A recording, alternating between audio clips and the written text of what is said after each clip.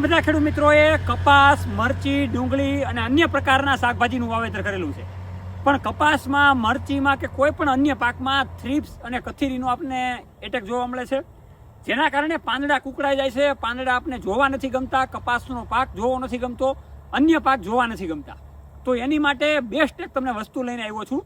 માર્કેટમાંથી તમે ઘણી બધી દવાઓ જંતુનાશક લઈને છાંટો છો, જેના કારણે કથીરી અને થ્રિપ્સના એટેકને નાશ થાય છે, પણ જે પાંદડામાં ડેમેજ થયું હોય એના માટે હું તમારા માટે લઈને આવ્યો છું નેચરકેર કંપનીનું રિકવરી ઇન્જેક્શન.